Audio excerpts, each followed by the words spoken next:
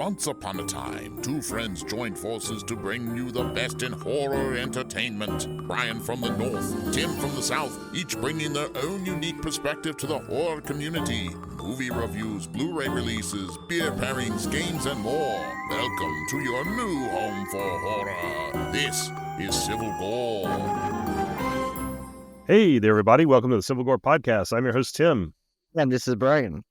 And we have a fun show today. We have all these screeners that we keep getting, and we've decided we need to just make a show to record, to like kind of give reviews on all of them, because there's no way we have time to do an individual show on each one. Yeah. And we have also recap stuff about Halloween Horror Nights I want to go over. So it's like, we're like, let's just make this a screener-centric show and Horror Nights recap. Yeah, so we just had a flood of screeners lately, and this was like our just catch-up show to Not try to to be knock some of confused these with out. the flood your area has had, but Oh my God, different kind yeah, of it's flood. awful, But, awful, so I hope awful, yeah. everyone's safe there. Your dad, especially, I know who's in that area. So Yeah, he was fine. His house is kind of on higher ground, and of course he's not as far west in the state that really got hammered, but he did have some flooding like a couple miles from his place. But no, he's fine. But man, I don't feel so bad for the people in the mountains, North Carolina, Tennessee. yeah, It's really, like really bad. seen those pictures. It's terrible. But so Yeah. hopefully everyone and any listeners affected, I hope you're all safe. Yes, yes. For sure. Yeah, anything you can do to help people out there, please do. I'm living here on the coast. I'm used to hurricanes, but yeah, that's a consequence I've never had to deal with, is that level of flooding. That's just insane. But anyway, so on to screeners and well, do we want to do your recap first, Brian, or do we want to go through screeners first? Let's do the screeners first. To get that. That way we'll know how much time, because you know me, I tend to ramble, and so like if we get to the screeners first, I'll know I have how much time I have to go over the Halloween Horror Nights stuff. All right. So first up, we had one called Things Will Be Different. In order to escape police after a robbery, two estranged siblings lay low in a farmhouse that hides them away in a different time. There they reckon with a mysterious force that pushes their familial bonds to unnatural breaking points. This one, I don't know that I fully understood this movie. I'm going to be quite honest. Yeah, but 100% with you on that. But I enjoyed it. I really liked it. Yeah, I really liked it. It was such a cool premise. Like these guys are trying to, a man and a woman are trying to escape after this robbery. They're brother and sister. And the crazy thing about this is like a sci-fi thriller type premise where they have a way to move it basically into a different timeline, basically hide out for 2 weeks until the heat dies down. And then their plan is to jump back into their real timeline. yeah. But something happens and there's other people in their timeline, and I don't know. It gets crazy. I don't even know how to explain it without getting into spoilers. Yeah. But I mean, it's really hard to talk about without kind of giving spoiler things. But I will say, so I guess we get the positives. I guess to say, even with the confusing nature of it, I thought the two leads, the two main characters, were so good.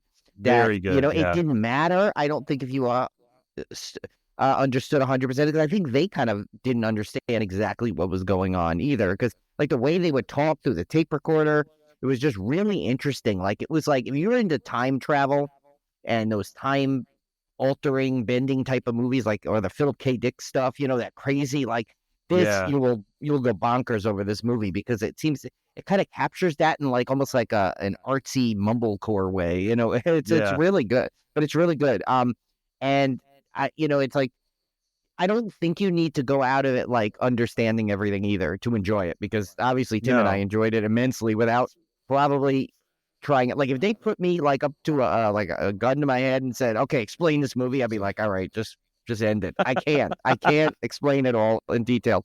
It's just, all I know is that I enjoyed watching it. The leads were great. The movie was, the set pieces were cool. Everything was good about it. I just can't explain it in detail. That's all. Yeah. Take a watch out for this, because I think everyone, if you're into sci-fi horror thrillers, this is right up your alley. Yeah, that one was called Things Will Be Different. Yes. The next one up was, well, I'll let you read this one, Brian. This was a great one. Yeah, this one's definitely this one's right up my alley just because of the OCD element. It's called Scared Shitless. Basically, it's a plumber and his germophobic son are forced to get their hands dirty to save the residents of an apartment building when a genetically engineered bloodthirsty creature escapes into the plumbing system. That this one is like, you know how Tim and I always like, well, I mean, you're probably tired of hearing this, but we say when horror comedy works best is when it does like has a great mix. Bliss did that. I think this was Yes. good because it had a good, like good relationship, father son relationship bonding. It had the OCD, which they presented in a comical way, but at the same time, there was a heaviness to it a little bit. Whereas like this, the son had to overcome this OCD that he kind of got from the death of his mother, but it's all done very like over the top comedically once it gets to the plot of this film, where I mean totally off the wall bonker craziness, but Yeah. it's so fun. It was such a good and it was all it was I think it's a Canadian film if I'm correct. Yeah. But I think I think anyone that likes a good horror comedy with like some just unbelievable sequences and everything, this is the one. It's great, some good fun gore in it. Really like what's it? Is it Stephen Ogg? Stephen Right? Ogg is great. Yeah. Yeah, who is amazing in this. He's like great. I almost called him David Ogg. I don't know why, but No. Stephen Ogg. Yeah, he was Uh, you guys recognize him from The Walking Dead. He was yeah, in yeah. he was actually the voice for Trevor in Grand Theft Auto 5. But he's was also in VHS 99 in one Oh, segment. So right, you yeah. probably recognize you'll recognize his face when you see him. Yeah, he's one of those guys you'll just like, even if you don't know what you saw him in, you're gonna say, "Hey, wait, I think I've seen that guy It's that before." guy. You It's know? that guy. Yeah. Yeah, Yeah, exactly. he's from that thing. Yeah. Yeah. The next one, Brian, I did not get a chance to see, so I'm going to have to let you talk about this one, but it's Livia's House. And the synopsis here is when a young journalist suspects the disappearance of a beautiful artist is connected to murders that took place 20 years earlier, she uncovers a reality she never could have imagined, inspired by true events. Yeah, I was gonna say. So I want to look into more of this about the true events of the story, but it's one of those familiar type of plots kind of thing where and I can't really go into it because it's one of those movies that keeps like revealing stuff as it goes on, but it just gives you kind of one of those like something's off the minute they get to this town and they go move into this house. There's some really weird stuff going on, and there's this kind of like murder mystery thing going on, and there's this this she has suspicion about her own boyfriend or husband, and and it's just like one of these things where it's like you're kind of you get invested into it pretty quickly. And whether it's your cup of tea or not, like that type of film, I feel like you're still gonna it's hard not to get immersed into it and want to find out what's going on. Like, and so and I know that sounds a little vague, but I really can't give too many details other than the synopsis on it because when a movie tries to purposely like mislead you and reveal that without giving a spoiler, it's like, and it just barely came out, I think, this week. So it's like, I definitely don't want to go too much of it. We can revisit it later.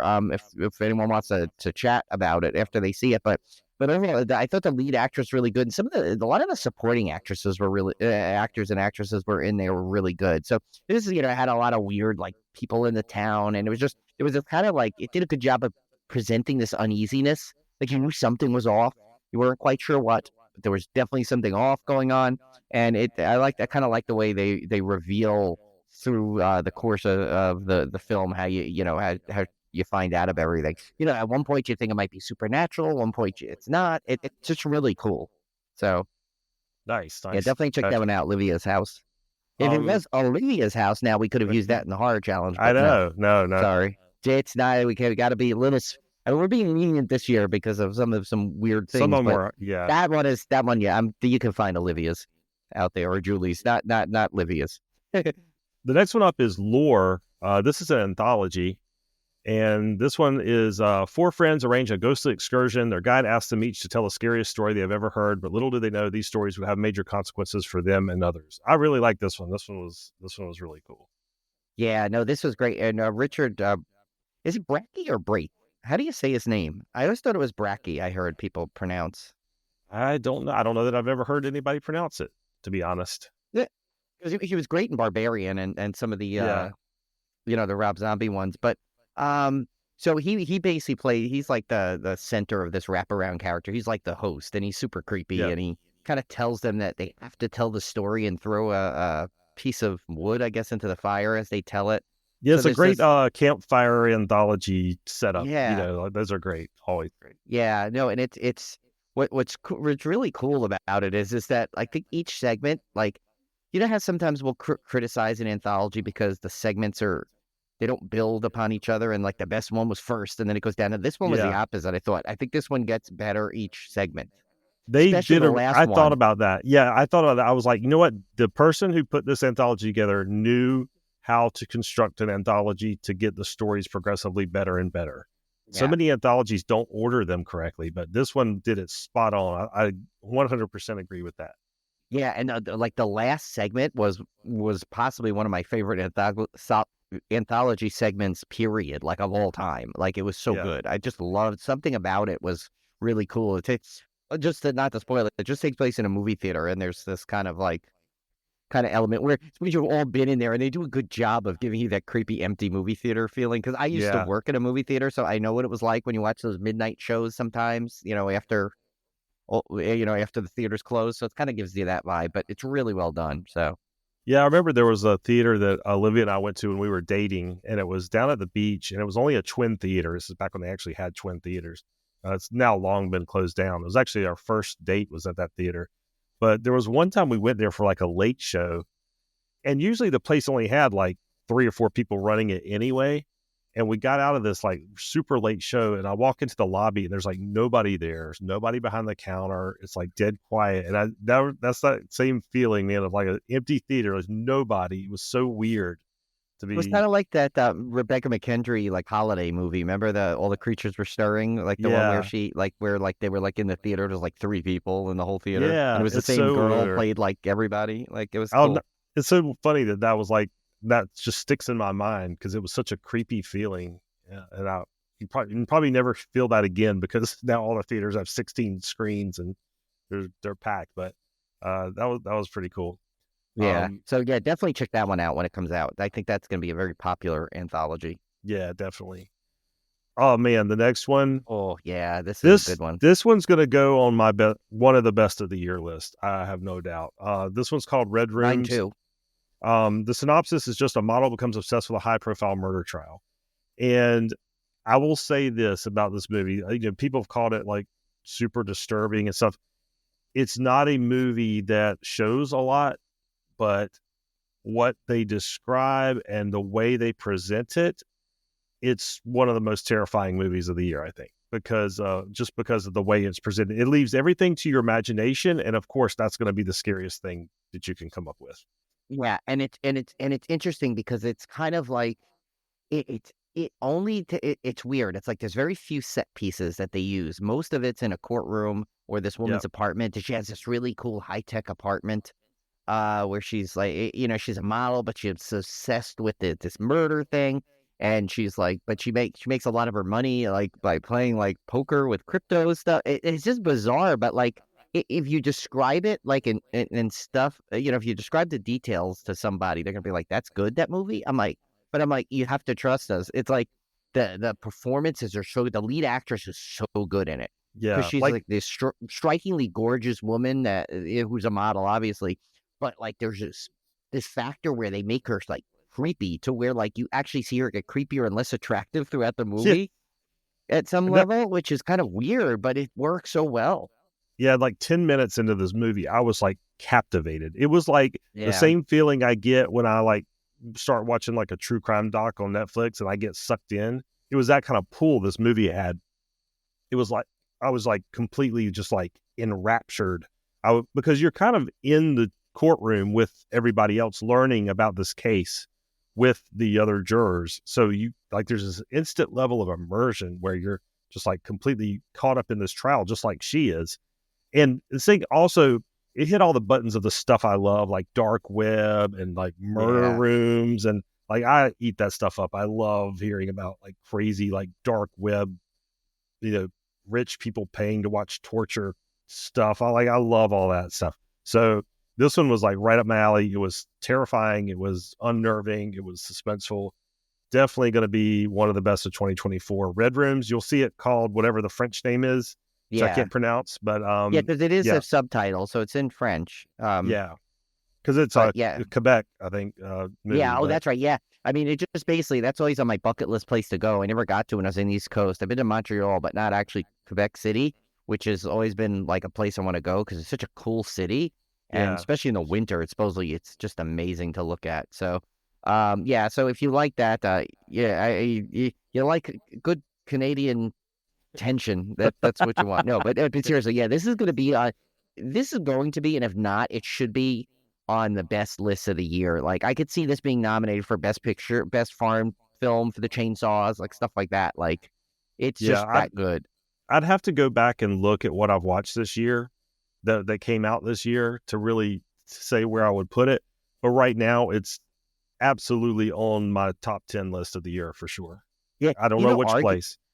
so many people, with all the stuff still coming out, and it's coming out now, and it's coming out soon, and what's been out. Honestly, this has been one of the better horror years in like recent years. Like it's incredible the stuff that comes out. Like I'm always forgetting like the stuff we saw in the beginning of the year, and if you look, 2024 is, some of this stuff was filmed in 2023 and it kind of like got delayed releases and stuff. But Yeah, yeah. but overall, what's been coming out this year, like for the average person to watch, is just astounding. It's Really astounding good how many stuff. good movies there are. Yeah. Yeah. So We these are next living in a two, golden age of horror for sure.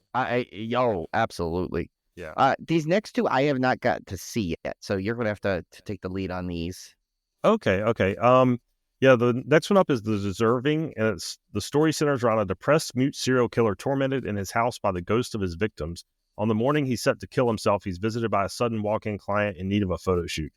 This one was interesting. It's gonna be hard for me to really talk about it because it was the first screener I watched, so it's been a while since I've seen it. But really good performances. It was a very unique premise in that you're kind of watching this from the serial killer's point of view. Had some really kind of like cool, shocking scenes, that kind of unexpected stuff that happens. But this one, yeah, I really enjoyed this one. It's again, it's one of those that it's I'm trying to think of the best way to describe it. It's one of those that kind of sneaks up on you. Like I felt like I was watching one movie and then they would like throw me a curveball kind of thing, which I always enjoy. So check this one out, The Deserving. It's a very interesting premise, interesting performances. I liked it quite a bit. The next one up, Inherit the Witch. Man, this one, this is wild. In 1984, a family throws a 14th birthday party. 30 years later, they reunite at two isolated houses in a forest where horrific truths are uncovered about the family's occult pact with an ancient evil that's enabled their wealth and power. This one, again, much like The Deserving, this one is one of those that I thought I was watching one movie and then it completely threw a curveball. I saw someone else say something about this because I was about to watch it and then something happened. I couldn't watch whatever movie it is, and then I put it aside and forgot. But then I read about it to make sure that I had the same movie, and someone else said something similar. Like, it was like almost like multiple movies in one. So crazy. The lead actor who is, I'm hoping I'm pronouncing his first name right, Credo Alexander. Hope I'm saying that first name right, but he was amazing in this. And I don't know. Again, I'm trying. You see, I'm dancing around spoilers here because it's hard to talk about either of these movies without giving spoilers. But this is one of those movies that, like, it started. I mean, I honestly thought I was watching like a drama. It acts like it feels like just like a traditional drama movie, and then it throws this crazy supernatural curveball right in the middle, and then it's kind of like a whirlwind to the end. So, again, another one of those, just like The Deserving, where I thought I was watching one thing and it ended up being something entirely different, which I found pretty fascinating. And again, great performances. Again, this one, I mean, the level of acting, I feel like, has gone way up in horror movies. I don't know what you think about that. Yeah, you know why? I think, honestly, because I think, and this is not a knock on these earlier horror films by any means, but I think for the longest time, horror still had that little bit of like well, it's horror, it's this, or I need to make some money, I'm gonna go do a little horror film. Well, ever since, like, after the 90s, and then with, the elevating horror started to come, and and horror became more mainstream and more important to cinemas to begin with. I think like more, people wanted to be horror and people took it more seriously, and I think, honestly, they used to be like, if a studio wanted to come out with, I mean, look, Roger Corman made his entire career on throwing out, Yeah. like easy, low budget horror films that were awesome because we love that stuff. But at the same time, it's like, it was a way he made a quick buck, and he made that whole story he had where he's like, he made it 72 minutes or something, or 78 minutes, just so it could get that, like, he wouldn't have to use another reel of film. Like, it was a masterclass, and that's why he's always going to be remembered as such a legend, because he came out with some great stuff with small budgets and quick run times and easy to make, and he could just churn them out. So I think now that, like, that horror has really got such an eye on just not the horror fans, but everybody, they really seek out. I think, like, the horror film is not what it used to be now, and I think a lot more people are fans of it and have more interest in it, and so people are gonna go. You're gonna treat it like it's like it could win an Academy Award, when, as we still know, that's still the problem. It still doesn't get that kind of recognition yet when it should. Because honestly, how many times have we seen a movie that it just I mean, I'm going to go back to this, and I'm going to never get off this soapbox. But the fact that Mia Goth did not get a proper Oscar nom for Pearl, I mean, will still, like, to me, is just a major travesty. And that's one of the reasons why I have such a problem with the Oscars. And, while I embrace the chainsaws, because that's like our awards, so I think maybe that could be part of it. I think just more people realize that, like, you know what, we can make a really good horror movie, and a lot of people are going to want to see it, and we could do so many great things with it. And it's not the little secret little shelf you find in the video stores anymore. And it hasn't been for a while. I just think now more than ever, it's taken itself to a new level, Yeah, I've really just started noticing it recently, where I'm like, man, there's some really, really good actors in some of these movies that I'm just like kind of blown away. The next one, Brian, I think we both saw this one. We both saw this one. I just watched this one like a day ago or 2 days ago. It's called Escape. 10 trafficked women attempt escaping ruthless gang after being abducted from a resort. Nurse and a dancer lead fight for survival in desert against traffickers during daring getaway plan. This one, man, I tell you, this one plays out more like stylistically plays out more like an action thriller type movie. But I'm not saying that to knock it at all, because the violence and stuff in this is truly horror level, like horror movie level. Just it's the like thought crazy process, though. Yeah, I mean, the thought process of, imagine this was someone you knew, and you had a sister or wife, a daughter, and it was disappeared, and was like, and you just had that feeling something was wrong. I mean, that is as horrific as it comes. It's like when it's someone you care about is like in danger. So, and they do that well. I think that's the scenes I like, how they kept cutting back to the families and the cops together trying to figure this out. And the way they talk about, like, it's like part mystery, part action, part revenge film, part like just regular horror. I mean, it had a lot of stuff in it for a movie that probably will get, sadly, unfortunately, I think it will be passed by a lot of people, because they're going to look at the premise. I've seen that before. Well, no, you probably haven't quite in this way, actually. It's got way more depth than you would think of a movie with this basic of a plot at some level. But I liked it. I thought the cast was great. I thought the action sequence was good. I thought, like, they used a lot of great stuff. And it went into characters' backstories and side stories you wouldn't expect.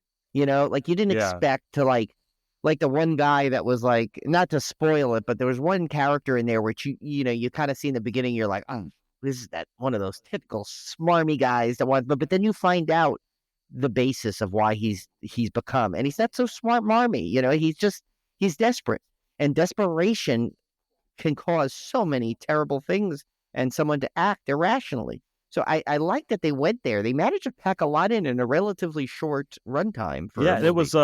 It was definitely, if I'm going to try to say this, because I'm not trying to be derogatory at all.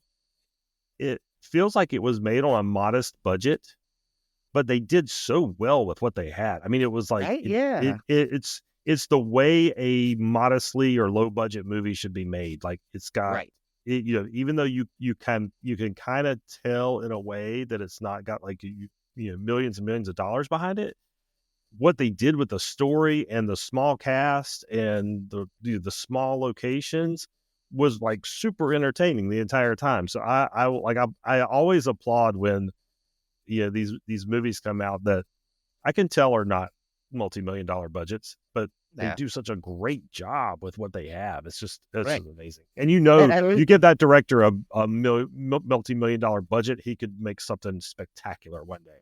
Oh yeah, I always go back to the thing Joe Bob told us, like when we were watching that his Sarah, remember he's like, because people always complain that a movie's not good because of the low budget. He goes, no, it's the script. Yeah, and it's true. It's totally true.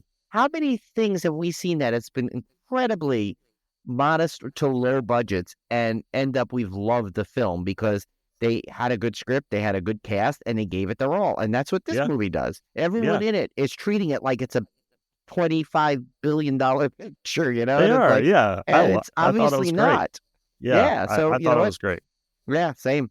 The final one here on our list is, man, this one, I can't wait to talk about this one. Yeah, I mean, I touched on this one previously when I watched it, but now that Tim sees it, we can go into a little more detail of it. Yeah, this one is Subservience. This is the Megan Fox rogue AI movie. So this is basically Mithrigan Fox. Should we call him Mithrigan Fox? It's like, this is basically Mithrigan Fox. If Mithrigan grew up, yes, this would be her.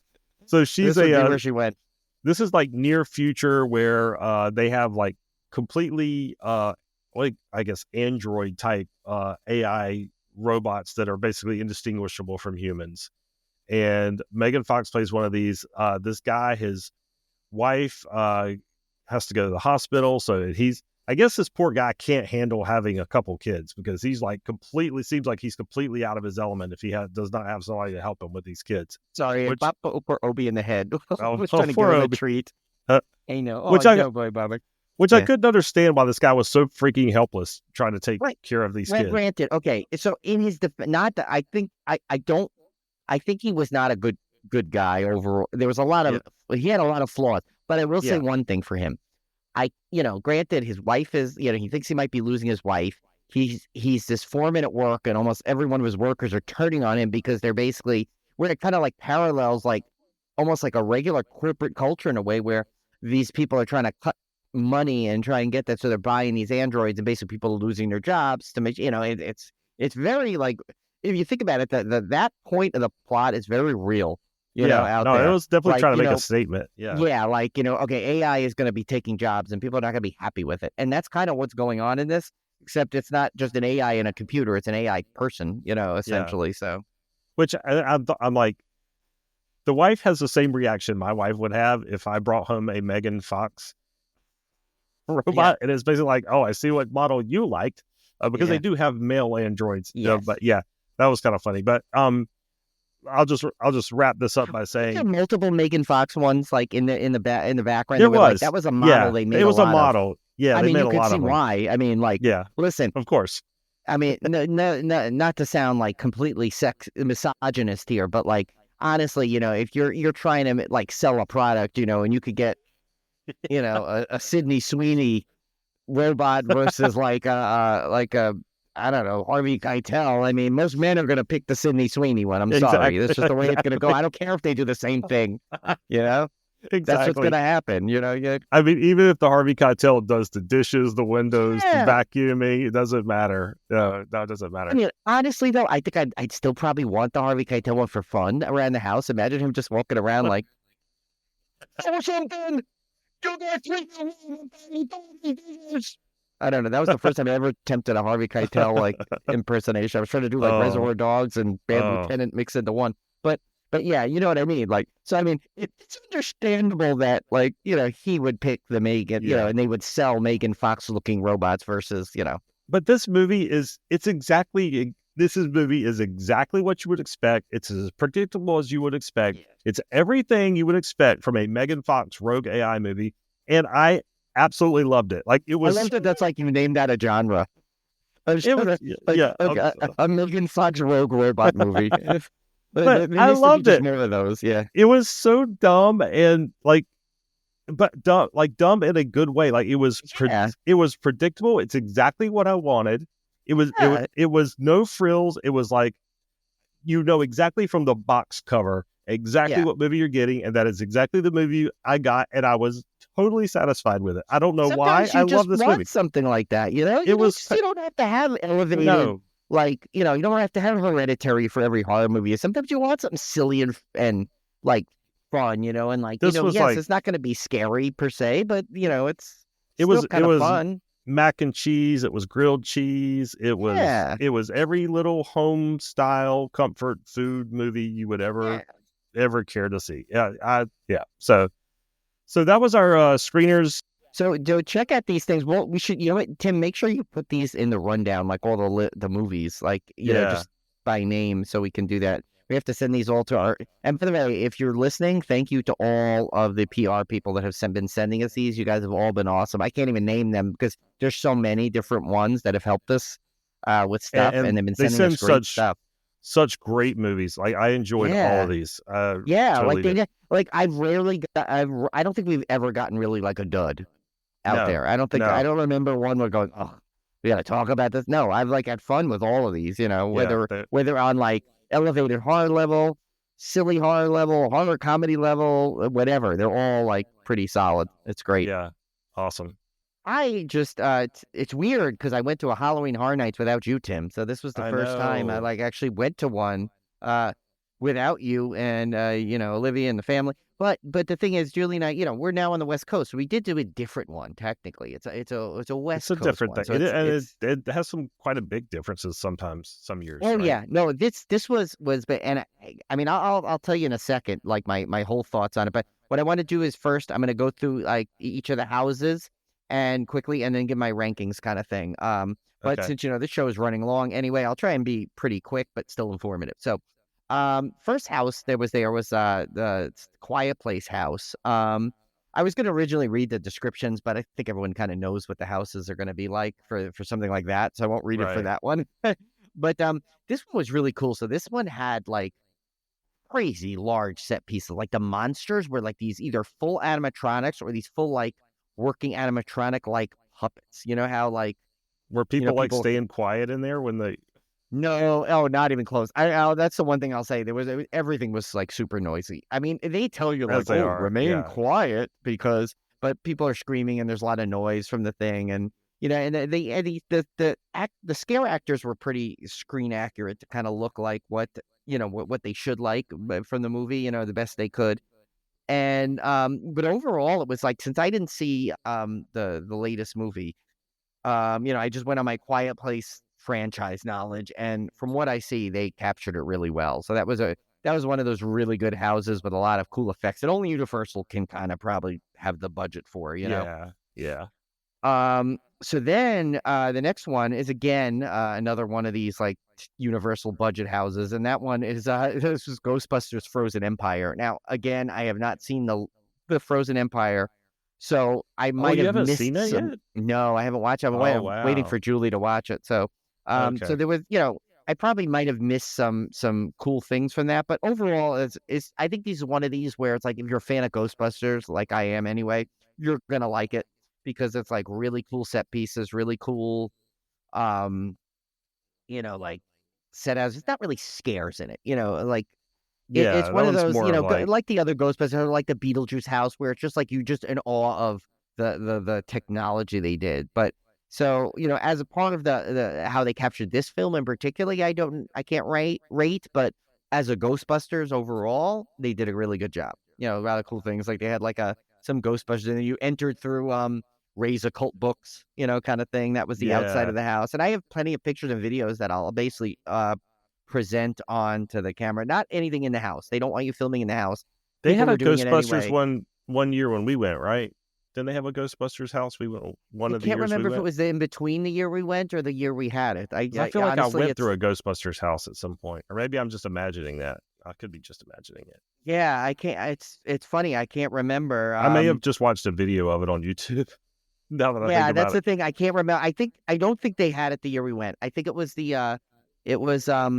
It might have been I that want to say it was the between 1 year. year, the 2 years we didn't go. It was in between there, I think. I think I so. I want to think you're say right. I probably we watched had it on had YouTube. Poltergeist and Beetlejuice were the years we went. Yeah. That's the big Mhm. properties, which were. Yeah. I still think, I was telling this to Julie. I think my favorite house at Universal ever might have been that Poltergeist house. Actually, it was so good. Me too. It was You really know, good.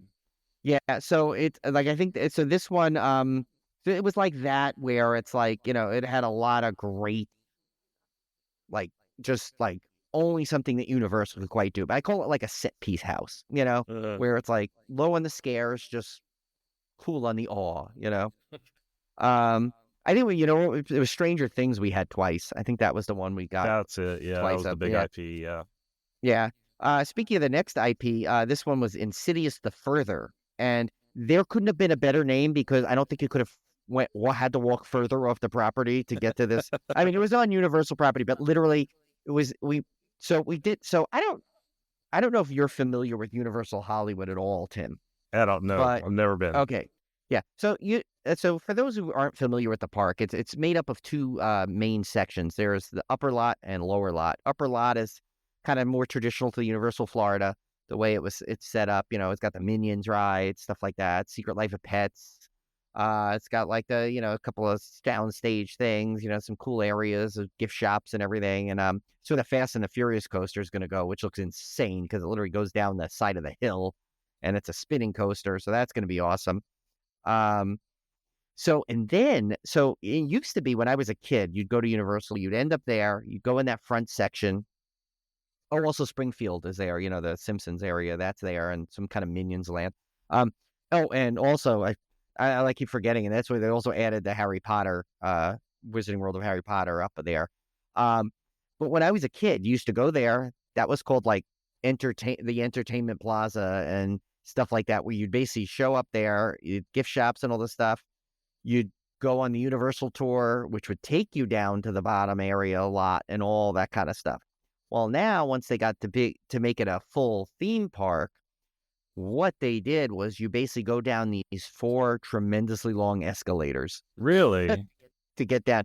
It was like I got to look this up again. I can't remember the stats. Something like in the billions it cost to make this thing they spent to get this whole setup, because it's like these huge, long covered escalators, and there's 2 going each way with stairs up the middle and on the side. It is like the unbelievable. I don't know if you watched that little video snippet I sent on GoPro that they edited. You can see a little of it. It is crazy. So anyway, so then you go down there and you see, like, that's where the Transformers ride is, Jurassic Park, the Mummy, the new Super Nintendo land. And so there was 4 houses down below, 4 houses up top. Now, our passes, we got the Express Pass, and that included a special entry to Super Nintendo land from 7 to 10. So I'm like, okay, well, we get in at 7. Let's go down first, clear all that out, and then come back up. I misread the map, and so I thought all the houses up top were kind of all in the same area, but they were not. These 2 houses were like, you had to walk all the way through Wizarding World of Harry Potter to the end. And unlike it is in Florida, where it's like almost like 2 lanes of traffic, how you kind of loop around, it's just one long section. Oh. So we had to walk all the way through, all the way past Hogwarts Castle, then through like a parking lot area, and then through this other section where the Ghostbusters house was and the Insidious house was, and this whole other section they set up of like temporary bathrooms and snack bars because it was that far. Oh my gosh. So yeah, so doing that at like 11 o'clock at night was probably not ideal. So in hindsight, we should have probably done those houses first and then gone downstairs, then came back up. But we learned. So anyway, so we went down these escalators, go downstairs to do that stuff, and I'll explain that part later. But anyway, so back to the Insidious house. So the Insidious was kind of like a full franchise house where they had everything, and this was by far, not to us, not to me and Julie, because we don't get scared at these things, and Julie never gets even phased. So this one, but it was funny, while we were waiting to get in, literally people were running out screaming and like in tears and like falling to the ground. Seriously? It was kind of funny. It was like, I was like, are they staging this? Are they like hiring these people to come out? Because I mean, it was great. There were great scares jumping out and some really cool effects. And it was so entertaining we had the express, so we didn't wait very long. I think this was the longest house we waited because it was like I think a 2-hour wait normally, but for us it was like 20 minutes. And it was even less than that because they actually say at that, I talked to a guy before we got in. He says that for the express pass, he goes, they make it a priority to make sure those people go in because they know you've paid a lot That's to good. get that. So yeah, so they're really good at that. So we moved in pretty quickly. We didn't, like I said, we didn't wait more than 10 minutes, 10, 15 minutes tops for any kind of house. So it was great. So we went in there. That was a great house. Really good detail. A lot of that like little red devil guy. I forgot his name. And of course, you heard Tiptoe Through the Tulips going on in there. And it was really, really well done if you're a fan of the franchise. Next one I want to talk about is this was the first house we did because this was down below. It was The Weeknd Nightmare Trilogy. Now, I don't know much about The Weeknd performer other than what I've little seen on Saturday Night Live when he appeared in that like that one song that everyone knows, you know. So this was a really long house, though. This was incredibly long, and there was a lot of eyeball things, like eyeballs like hanging out. Was it being playing like in there, his music throughout the thing?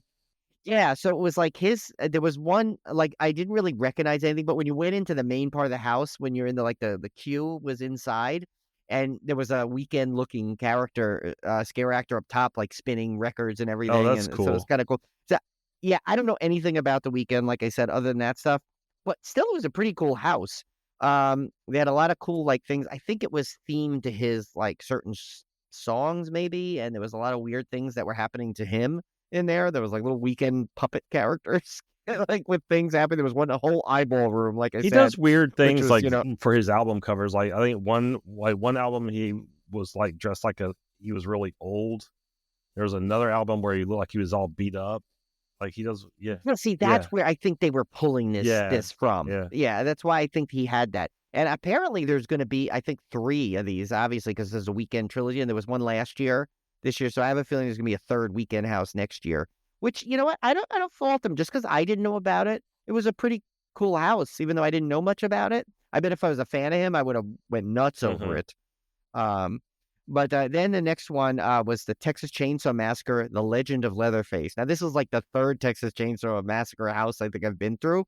But what they did is they took an original story in the world of it and kind of still included a lot of stuff from the first film and all the different Leatherfaces that were popping out and the Sawyer house. There was a cool room of just like meat skins hanging down that you had to push through. Oh, that's cool. The scare actor they got for the old man, not Grandpa, the other, the main old man for the first one, looked really legit. Like it kind of looked like him, that's good. almost like not as good as the Jessica Roth lookalike that we saw in Orlando, crazy, but close. And there was the Grandpa though that they did have was really cool. They had those things like that you saw in the movie and in the video game, the bone curtains. They had that. It was really well done. So there's a lot of cool Leatherface stuff in there. So I really like that. Just being a fan of the Texas Chainsaw Massacre, I was going to love that house. Then there was Universal Monsters, and I know, hold your hate here, Eternal Bloodlines. Oh, God. But it made sense for this one. So it was basically, it was Saskia Van Helsing was the main character, and the Bride of Frankenstein. They went up against Dracula's daughter and some other monsters. And the music in it was done by Slash, actually. So this was a really cool house. I really liked this one. The only drawback is I don't think people walked through as fast as they wanted, so you had a lot of repeat audio. And there were quick lines that you were meant to hear and move on. And I think some people were just like slogging the line. So there was one line, I remember they kept saying, "How do we beat him? We have to try." And it literally repeated like 30 times while we were in the room because people stopped moving. But overall, at the end, not to spoiler, if you want a spoiler free of this house, don't listen to this next segment. But at the end, they had literally like a 14-foot Frankenstein come out. Oh, that's cool. I don't know how they did that. It was so cool. And there was a really good decapitation sequence. There was a lot of like theatrics in this one, which I like. Where they literally twist the head off and pull it off. Oh, that's cool. So it was really cool. It's definitely one of my favorite houses that did that. It was really cool. This is another one I was looking forward to a lot. It's called Monstruous 2, The Nightmares of Latin America.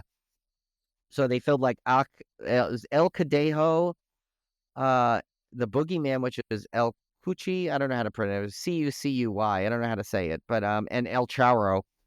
Basically a lot of Latin America themes. And this one was really fun. it was the last house we ended up doing. A lot of cool scare actors in there, really neat like stuff. So I really like that house. I'm good. You know, it's funny. I find more appreciation to the houses that are kind of original Yeah, I Universal think that's houses always more than the IPs yeah. nowadays. Yeah, it's like we love Slaughter Cinema, like because of that. Then the last one, last house that's on here, my list is Dead Exposure, Death Valley. This is basically one of your basic zombie apocalypse houses. Had some cool effects and some cool dead monkey props and stuff, but overall it was like really short and something I feel like you'd see at every Six Flags. Every Yeah, haunt has they like all an have equivalent of yeah, this. those are, like, my least favorite haunts is the generic zombie one. Yeah, and I mean, it basically was a really well done version of that type of house, but like I'm just over that kind of theme. You know, enough of the apocalypse and dead people coming at me. This is counts. I'm counting this as a kind of a house. Although it was more than that, it was that the Terror Tram, Enter the Blumhouse, which Terror Tram was the thing I was looking forward to the most because as a kid, the Universal Tram Tour was my favorite thing in the world. As a kid, like I looked forward to it every year we came out to visit my grandmother.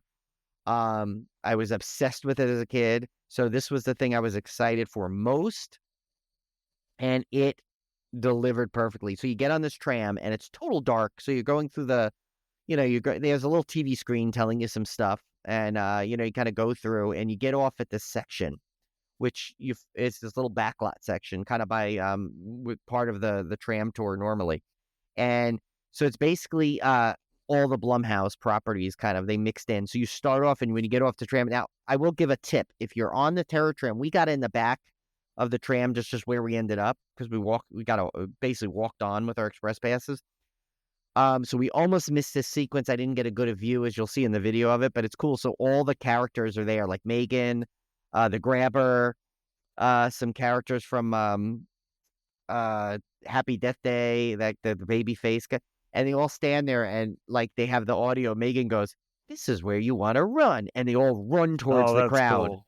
and then stop right before they get to you. But then you walk through, and then it's like almost like an outdoor tour of all the Blumhouse properties. Like you got Megan, um, there was Happy Death Day and Freaky were combined, so you had like Catherine Newton, like with the red jacket Oh, coming out, and cool. like the Vince Vaughn killer pop out at you, and they used the Bates Motel set as part of the sequence. And there's also the Purge and the Black Phone sequences. And those are really good. So you get a lot of people, and you'll see that's where I got my little video that I took. I got a ton of that because I was able to really record with the GoPro on that. So a lot of cool things. And people, when they saw the camera, they would lunge Oh, for it. yeah. So I got a lot of cool shots of people lunging for it. And it was just the Megan stuff was amazing because they had about 4 different Megan actresses and stuff. And there's one part, where she goes like the thing with the nail gun. She goes, "Nailed it." And it's like, so it's basically sequence of the movie. And I was like, this was my favorite thing. I would like go to Halloween Horror Nights every year for this Terror Tram, That's cool. whatever they theme. And one cool thing, we didn't do this because we were on a time crunch at that point, but they had 2 photo ops along that way. One, I regret that I didn't do. One was a fake Hollywood sign that was all bloody, which was kind of cool. But then there was one where you could literally get a picture in front of the Psycho house with a Norman Bates actor. But that Oh, line was so long. I'm like, you know what? Next year, I'm going to make sure that we leave enough time to be able to do that and get a picture because it that was would be kind of cool. cool. Yeah, so that was neat. So the scare zones are the big difference, I think, between Orlando, because the scare zones are much more pronounced in Orlando. I think the way the park is designed is easier to do. There were a couple of, so real quick, the scare zones. One was Luchadores Monstruoso. It was a bunch of Lucha Libre wrestler dead people coming out. I don't even know if we saw all of that. Then there was Murder of Crows, which I did get some video out of this animatronic crow like talking and stuff. It's kind of funny. There was like a whole bunch of crow things around. Then there was the Chainsaw Punks, which you can imagine is That seems like weird pretty chainsaw typical. wielding. Yeah. Yeah, that is very, very basic. And then there was the Skull Lords, which were the undead like skull face people running out at you, which was kind of neat. Then there were 2 shows. We didn't get to either show, unfortunately. We could have watched the Purge show, which was basically, it was called Purge Dangerous Waters, which was in the Waterworld stage. It was just at that point, we were so tired. And I'm just like, I can't imagine sitting, even though we would have got priority seating because of the Express Pass. I'm like, I know how those theaters empty out. And even though the show was 15 minutes, you're looking at like an hour commitment to get Yeah. at. And I'm just, at that point, it was so tired. I'm just like, you know what? I'm not a big show person like that anyway.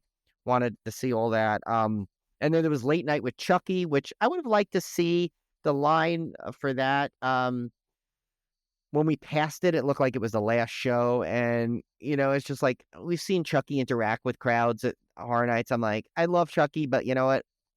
I've seen it. I can feel like I can skip it. Okay. And, so then real quick, I'll do some of the food we tried. We tried the mini Stay Puft Marshmallow S'mores, which you've been seeing on social media, which Those was look really cool. It was like a little marshmallow, Stay Puft Marshmallow Man on top of a graham cracker. It was really good. Super rich, but good. Then we got this mushroom saw blade flatbread at the Weekend. The Weekend Trilogy had his own bar too. So they had themed bars like a Chucky bar and a Weekend bar and like the Dia de Muertos bar, which was cool. We did get 2 drinks at one. We got the How Do I Make You Love Me, which was the Weekend drink, and it was listen to this. It was rum, peach syrup, passion fruit puree, and lemonade, and they garnished with one of those light up cubes and a little chocolate butterfly. That was really good. But they put way too much ice in this drink. The Weekend bartenders were not as good as the Chucky bartenders. Was loaded the alcohol, because that was the first one we had, which is called Friend to the End, which was tequila, Sprite, blue curacao, lime juice, orange popping boba pearls, orange sugar rim, and a rainbow lollipop. Oh my God, it sounds in there good. that added to the flavor. Yeah, and very little ice in this one. It was at the bottom, so the drink was flavorful and strong. So this was the drink we used. Basically, was our drink to carry us from walking down through the upper lot and down those 4 big escalators. Was our drink to enjoy that. And then, and Julie later got this walking taco. You ever see one of those where it's like a bag of like Fritos that they throw in all taco stuff? That was really good. Yeah, I've seen this. I only had a I've little never bite had because it one, was late. but I've heard of them. Yeah, I highly recommend it if you get it. I wish I would have like hungrier when I had it. I just had a couple of bites of Julie's thing. Then real quick, I just want to go through some of the attractions we went on because our past did that. We did the Mario Kart Bowser's Challenge. We went to Super Nintendo Land, which actually the detail in that is incredible. I can't wait to see the one at Epic Universe because this is a really small one. It almost looks like you can walk into like one room of Mario stuff because it's a small area. The Bowser's Challenge ride, it was really fun, but I got to tell the story that would only happen to me. Remember I told you I'd tell it. So the way you go in, you walk in there and they give you this Mario Kart, like a little Mario hat that you put on, you tighten. And then when you get into the ride, the virtual reality thing pulls out and snaps on by magnet. And through that is where you see all the virtual reality. So while the ride goes really slow, you feel like you're moving really fast in the Mario Kart game, which once you get the hang of it's really fun. And we got to go on a second time right away because of my only me mishap. So I had a little like backpack with me that I was carrying that had my camera and some stuff in it. And so we get in there and I said, oh, I got to put my bag down below. So as I do this, I flip my bag over, completely knock my hat off, goes flying over the front of the car and down below the car and rolled under the loading station. No. So I told the guy, I'm like, excuse me. He goes, because I can't stop to get that. I'm like, okay, but is it safe? But like, he's like, yeah, it rolled way under. But he's like, I'll tell you what we're going to do. He goes, go on the ride and then I'm going to call them and you're just going to loop around and go on the exit and go on the other side of the track. So my first Mario ride, I'm literally holding the virtual reality glasses up and trying to do it. Didn't understand a single thing.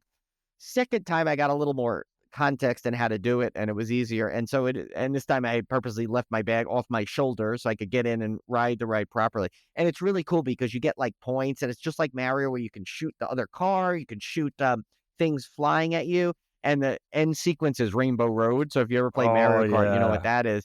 So it's like, and it's total darkness except for the virtual reality thing. So you are like completely lost and you're like flying all over the place. So it actually way better than I thought that ride would be. We rode Transformers, which is pretty much same. I think it's a little different. I think there's one less sequence because I don't think you have to go on that elevator lift you do in Florida. I could be wrong about that, but there was a couple of sequences slightly different, I noticed, but still a fun ride. We did the Flight of the Hippogriff when we were up at the Harry Potter and Forbidden Journey, and they pretty much the same, although the Hippogriff, I don't know what they did, but it was the smoothest, quietest coaster I've ever been on in my life. I don't know. Yeah, it seemed like it was a little bit faster than the one in Orlando and smoother. So I don't know. I could be wrong. Maybe it's just it was nighttime. It was running really well. I don't know. And Forbidden Journey is pretty much identical, except I think the screen was a little clearer actually than the I one in think they Orlando. HD'd I think the screens in Hollywood are HD compared to the Universal ones. I mean, compared to the Orlando ones. They did, and it used to be. Yeah, and it used to be 3D, and they took the 3D away. Now it's just regular, so I think that's probably why. The one last one I saved for the end to ride is Revenge of the Mummy, because I know that's both of our favorite rides. So I have to say, the ride overall is better in Orlando, but the coaster portion is way more coastery in this one. Like it is feels way faster, and like you're really going it's like it kind of reminds me of Verbolten actually, where it's like you're going around really fast and things are flashing at you, and you're just kind of like circling and doing these like helixes, and it's really felt really fast and fun. I was like, I don't remember it being this like coastery. It's really cool. Like, so the Orlando one is definitely more dark ride than coaster, and this one's more coaster than dark ride. It's interesting.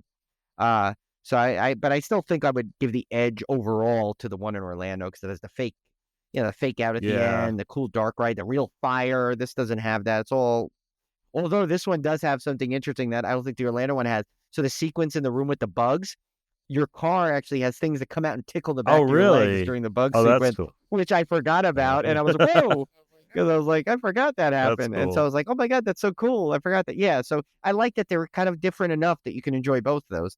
Final thing I'll go over is my rankings of the house. So I'll go from 10 to 1, 9 to 1. 9 is that Dead Exposure one. No secret. Very plain house. 8, I'll put The Weeknd there, not because of the house itself, just because I didn't understand a lot of it, because I don't know The Weeknd. Then number 7 would be Ghostbusters Frozen Empire, followed by 6, Insidious, The Further. Then 5, I put Monstrous, Nightmare of Latin America. And then 4 is actually The Quiet Place, which is up higher than I thought it would be, but it was just so impressive with the big creature sequences. Number 3, I put Texas Chainsaw Massacre, Legend of Leatherface. Yeah, because it was that good. And then number 2 is Universal Monsters Eternal Bloodlines, because it was just such a well-done house. And some of the 2 sequences that I mentioned with the Frankenstein and the head being ripped off were just so impressive that it like made it all the way to the top. And number 1 is I had to put Terror Tram, because I just love that thing. And I would literally spend the same amount of money every year just to do the Terror Tram. Wow. That's how much fun I loved it. Yeah, it was so great. Overall, I have to say, Julie and I both were in agreement, and I'm shocked to say this, but we actually like the Hollywood Horror Nights better than the Orlando one. And I think it's because the scare actors, you probably got a much better pool of scare actors being in Hollywood. Probably, than you would Orlando, Florida. And I think that is where I think the difference lies, because I think the characters they were in, and every year they kind of like, there's like a scare technique that they use, like there's a snort thing, but the snort. With this one, it was a thing where they took your hand and go right in your face. Really? And like, so they'd come out from the side and like a hand would go to your face. So it would like be a physical like startle than a voice startle. But it's funny you mentioned that. Yeah, because I was like, remember, it's like 1 year was the snorts, 1 year was the right up, I guess, your ear.